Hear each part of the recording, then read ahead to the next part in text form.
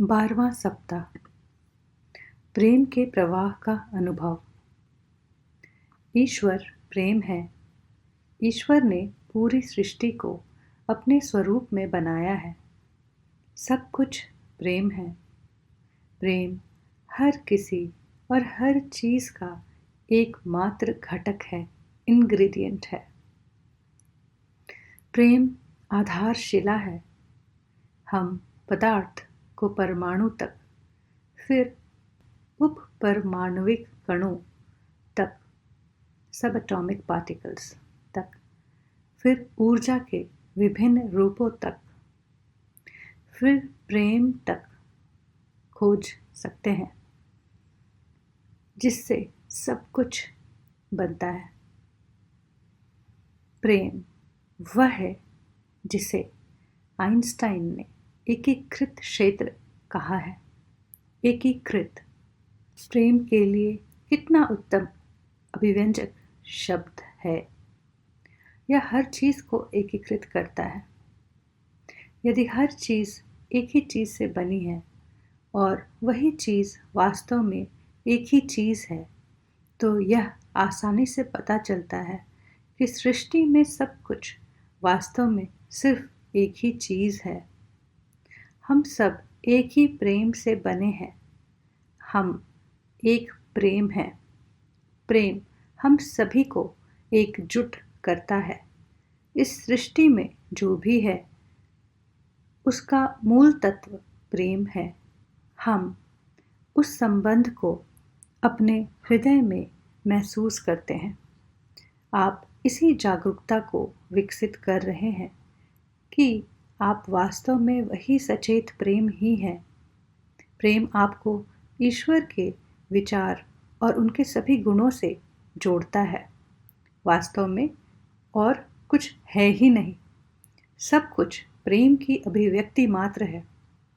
यह पाठ्यक्रम आपको विस्मृति में घुल जाना सिखाने के लिए नहीं है।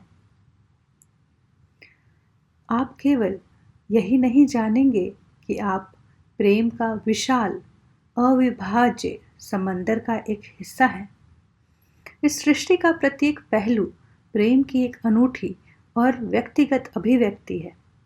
हम सटीकता से कह सकते हैं कि आप ईश्वर की एक अद्वितीय अभिव्यक्ति हैं। आप वास्तव में व्यक्ति, इंडिविजुअल हैं। आप अद्वितीय हैं और आप सदैव अद्वितीय ही रहेंगे। साथ ही आप सारी सृष्टि के साथ एकीकृत भी हैं। जीवन में आपकी भूमिका भी अद्वितीय है। आप अद्वितीय दिखते हैं। आप अद्वितीय कंपन प्रसारित करते हैं, जो आपका ट्रेडमार्क है। आप ईश्वर को प्रतिबिंबित करते हैं, लेकिन आप उसे एक अद्वितीय प्रतिबिंब के रूप में प्रतिबिंबित करते हैं। सृष्टि में और कुछ भी आपके जैसा नहीं है, फिर भी सब कुछ आपके साथ एकीकृत है। यदि आप अद्वितीय हैं, तो बाकी सभी भी अद्वितीय हैं। आपके भाइयों और बहनों के पास अद्वितीय विचार, अद्वितीय भूमिकाएं, अद्वितीय कंपन, अद्वितीय प्रेरणा और इच्छाएं हैं। वे अद्वितीय दिखते हैं। उनकी प्रतिक्रियाएं अनोखी हैं। फिर भी उस अद्वितीयता की गहराई में प्रेम है। वही प्रेम जो आपके मूल में है। हम सभी के बीच एकमात्र सच्चा संबंध प्रेम है। वह पर्याप्त है क्योंकि सृष्टि में वही सब कुछ है जिसे हम पिछले कुछ महीनों से बना रहे हैं। वह प्रेम का संबंध ही है। हम सभी कई तरीकों से प्रेम का अनुभव करते हैं और वे सभी वैध अनुभव हैं। सेक्स निश्चित रूप से दूसरे व्यक्ति के साथ हमारी एकता का अनुभव है। माँ का अपने बच्चे की देखभाल करना प्रेम का अनुभव है। दादा दादी के प्रति आपका स्नेह एक अन्य प्रकार का प्रेम है।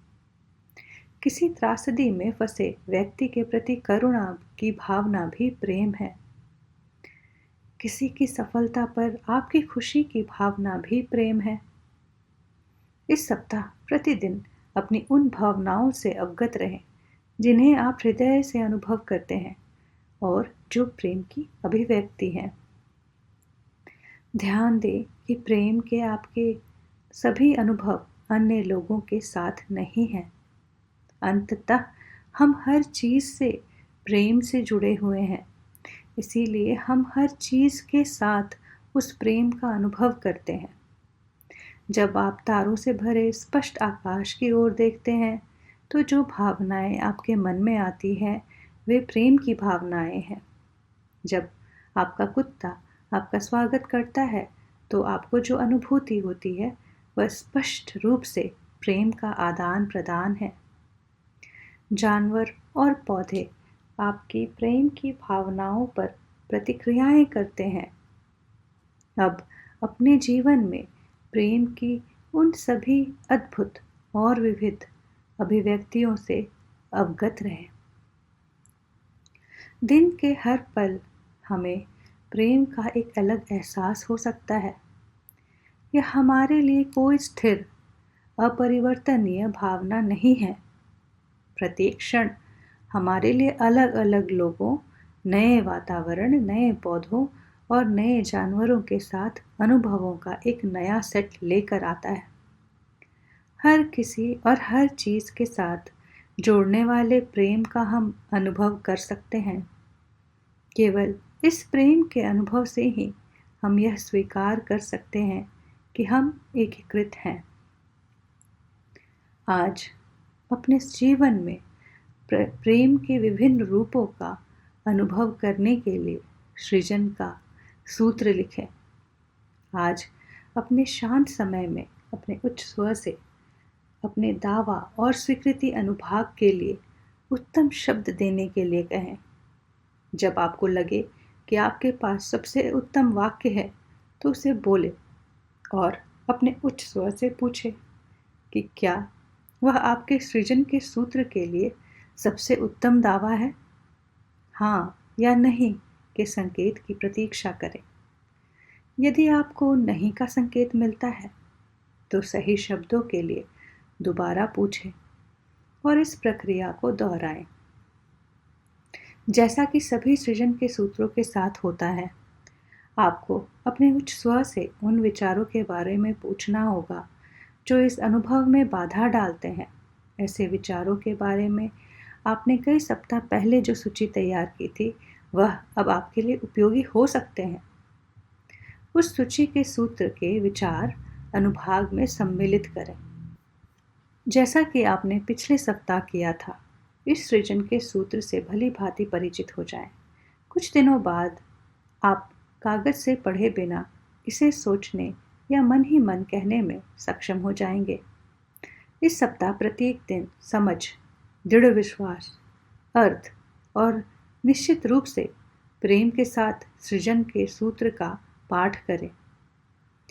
जब आप इस सप्ताह के सृजन के सूत्र के साथ बहुत सहज महसूस करेंगे, तो आप किसी विशिष्ट व्यक्ति के साथ पूर्ण और बिना शर्त प्रेम अभिव्यक्ति के लिए एक और प्रयास कर सकते हैं। यद्यपि यहाँ सावधान रहना होगा, किसी अन्य व्यक्ति की स्वतंत्र इच्छा में हस्तक्षेप करने का प्रयास ना करें। आप ऐसा नहीं कर सकते, इससे आपको केवल निराशा ही हाथ लगेगी। इसीलिए किसी के लिए आपसे शादी करने, आपसे यौन प्रेम करने, आपके साथ रहने आदि के लिए अभी या कभी भी सूत्र बनाने का प्रयास ना करें। आपका दावा उस व्यक्ति के साथ एक पूर्ण और बिना शर्त प्रेम अभिव्यक्ति के लिए है।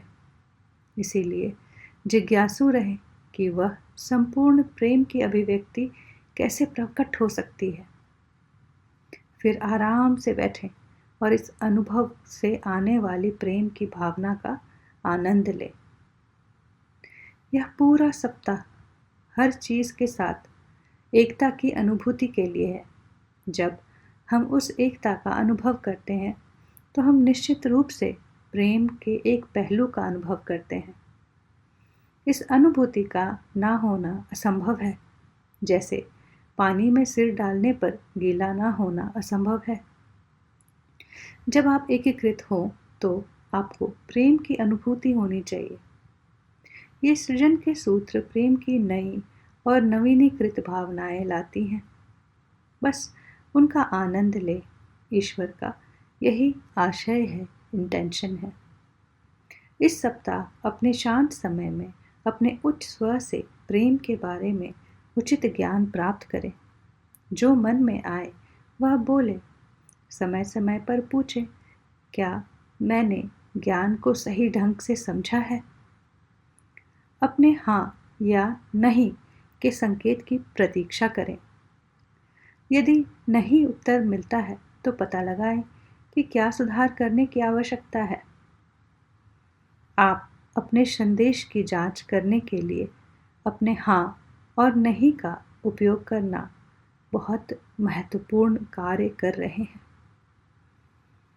यह आपके संचार में आत्मविश्वास विकसित करता है और यह आपको हाँ और नहीं के संकेतों का अधिक अभ्यास देता है। इस सप्ताह हर किसी को और हर चीज़ को वैसे ही प्रेम भेजने का आपका नियमित अभ्यास विशेष रूप से आनंददायक रहेगा। जब आप अपने अनंत प्रेम को प्रवाहित करें तो अपने हृदय को पूरी दुनिया से जुड़ा हुआ अनुभव करें। Thank you. This is Preeti Prasad, chapter 12।